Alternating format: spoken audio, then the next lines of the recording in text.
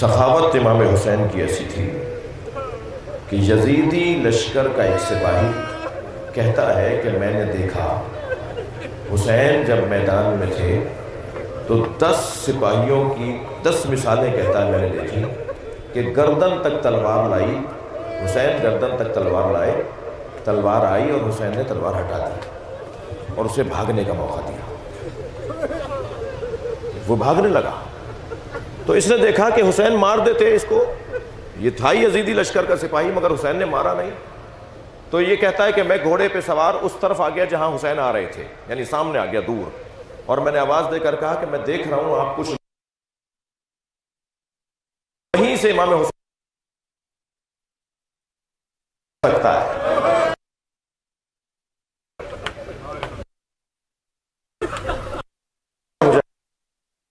یہ ٹھیک ہو جائے گا۔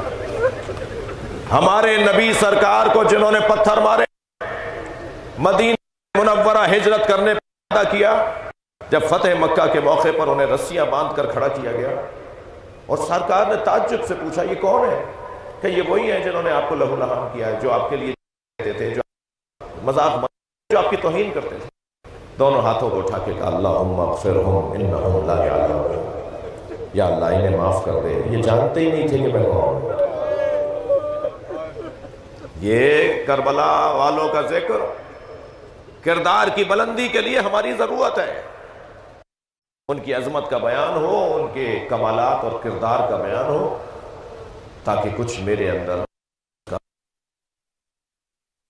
بہتر ہو جائے۔ آج پہلی محرم ہے، آج کو جو ہم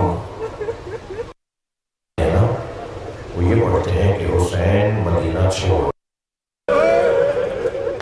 اللہ کسی سے وطن نہ چھوڑا، وطن چھوڑنا اور وطن سے نکالا جانا یہ بڑے سخت امتحانی مراحل ہیں۔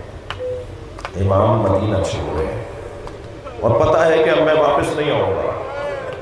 اگر آپ کی آنکھوں میں آنسو آ رہے ہیں تو ایک جملہ کہوں، صرف یہ نہیں کہ پتہ ہے کہ میں نہیں آؤں گا، یہ بھی پتہ ہے میرا جنازہ بھی نہیں آئے گا۔ اجرکم اللہ، اجرکم اللہ۔ پنجاب اور سندھ کے دوست بھی بیٹھے ہوئے ہیں، اگر کراچی میں کسی کا انتقال ہو جائے تو اپنے گاؤں میت لے کے جاتے ہو نا،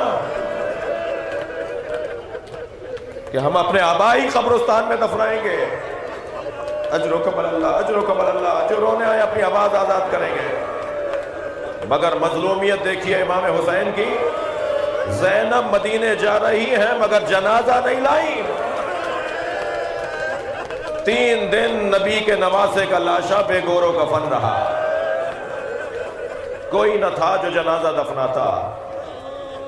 جب جنازہ چھوڑ کر جا رہی تھی نا تو پوچھے کوئی بی بی زینب کے دل سے، پوچھے کوئی امام سجاد کے جگر سے، آپ رو رہے ہیں، پوچھے اس زوجہ کے جگر سے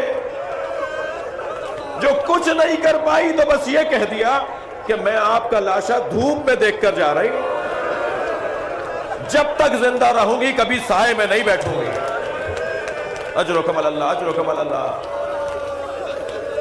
اور جناب رباب جب تک زندہ رہی کبھی سائے میں نہیں بیٹھی۔ واقعہ کربلا کے بعد حضرت ابو حمزہ صومالی رضی اللہ تعالیٰ عنہ صحابی ہیں، وہ امام سجاد سے ملنے کے لیے آئے۔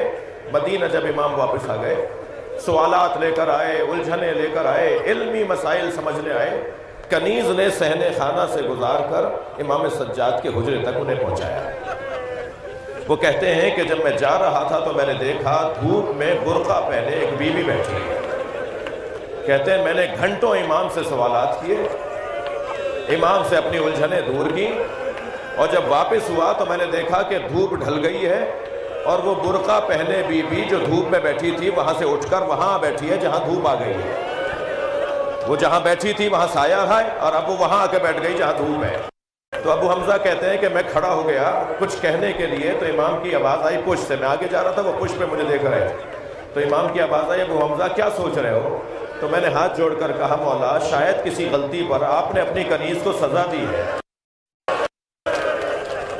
اسے دھوپ میں بٹھا دیا، مولا مدینے کی گرمی بڑی شدید ہے، میری وجہ سے اسے معاف کر دے۔ امام کی آنکھوں میں آنسو آ گئے، فرمایا میری ماں رباب ہے، میرے بابا سے وعدہ کر کے آئی تھی جب تک زندہ رہوں گی کبھی سائے میں نہیں بیٹھوں گی۔ کمل اللہ مجلس اپنے جب ابو تو بچوں کی طرح جیسے اولاد ماں باپ کے برابر میں بیٹھتے ہیں، بچے بیٹھتے ہیں، بچوں کی طرح کے بیٹھ گئے امام سجاد اور فرمانے لگے اماں آپ تو غیر بھی کہتے ہیں کہ سائے میں آ جائیے۔ تو کانپتی ہوئی آواز میں فرمانے لگی ہرملہ مارا گیا، جس نے میرے گلے پہ تیر مارا، جس نے میرے والی میرے شوہر کے سینے پہ تیر مارا، خبر آئی کہ ہرملہ ڈھونڈ رہے تھے اور اسے مار دیا۔ تو آ کر باپ سے کہا کہ وہ مار دیا گیا ہے۔ تو کہا بیٹا آپ کیا چاہتے ہو؟ کہا آپ سائے میں آ جائیے۔ تو ساری بیویوں نے جناب رباب کا بازو قدم بڑھنے لگے تو مدینے سے کربلا رک کر کے کہا اے میرے والی میرے وفا کی رکھ لینا، بس جانے سے پہلے آواز آئی انا للہ انا الیہ راجعون۔ یا اللہ ان آوازوں پہ رحمت میں عزت میں ہم سب کی عاقبت بخیر فرما، امام زمانہ کے ظہور میں یا